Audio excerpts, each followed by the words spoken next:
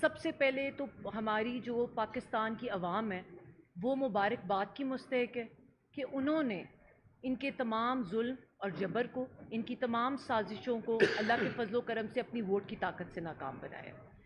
इसके बाद जो एक इम्पॉर्टेंट बात जिससे उन्होंने शुरू की अपनी प्रेस कॉन्फ्रेंस वो है हल्का 49, जहाँ से मेरे वालिद मेजर ताहिर सादिक साहब जो है वो 65,000 की लीड से वो सीट जीत चुके हैं।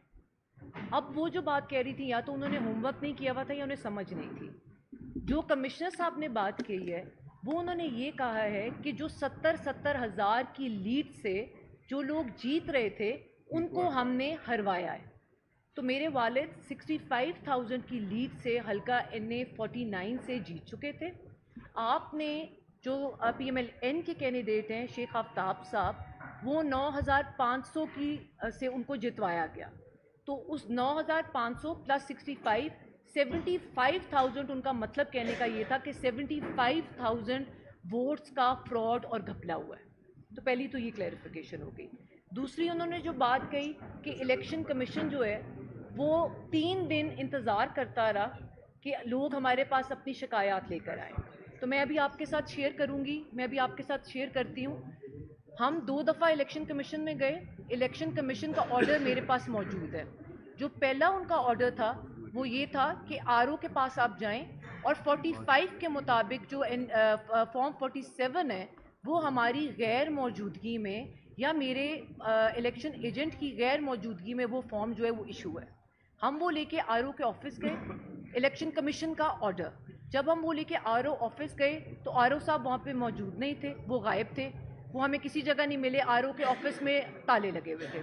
हम दोबारा वापस गए नेक्स्ट डे इलेक्शन कमीशन दोबारा, वहाँ से उन्होंने हमें दोबारा ये ऑर्डर दिया कि अब आप DRO के पास जाएं और DRO साहब को पाबंद किया कि आप फॉर्म 45 के मुताबिक इनको बिठा के फॉर्म 47 शाया करें।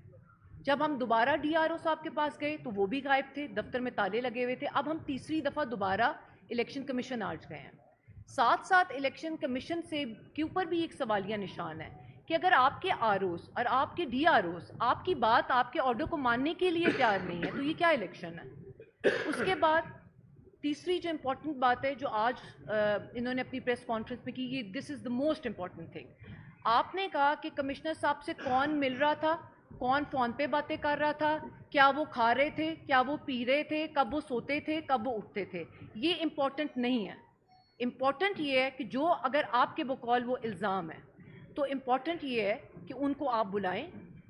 इसमें बहुत सादा सा फार्मूला है, इसमें कुछ आपको करने की ज़रूरत नहीं है। अगर आप समझते हैं कि उनका इल्ज़ाम है, तमाम कैंडिडेट्स जितने भी पिंडी डिवीज़न के हैं आप उनको किसी भी जगह बुला लें, मीडिया के तमाम नुमाइंदगान को बुला लें, हम अपने फॉर्म 45 ले जाएंगे। आप DROs को पाबंद करें, ROs को पाबंद करें पिंडी डिवीज़न के, वो तमाम लोग वहाँ पे आ जाएंगे और दूध का दूध और पानी का पानी जो है वो बिल्कुल वाजे हो जाएगा कि कौन कहाँ पे स्टैंड करता है। इसमें हमें इसको उलझाने की ज़रूरत नहीं है, इस इशू को कि कौन उनसे मिल रहा था, क्या वो खा रहे थे, क्या वो पी रहे थे। इसका सादा सा और सिंपल सा सोल्यूशन है कि आप आइन और कानून के मुताबिक अगर सारी चीज़ें चाहते हैं और अगर आप क्लेम करते हैं कि आप जीते हुए हैं, हमारे पास हमारे तमाम फॉर्म 45 मौजूद हैं।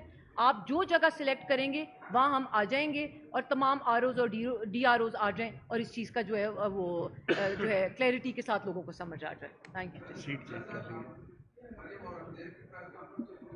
हाँ मैम, मैंने बात करनी है। बेटी इधर आ जाएंगी, मैं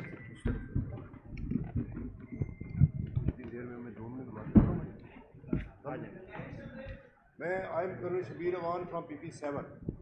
My result was declared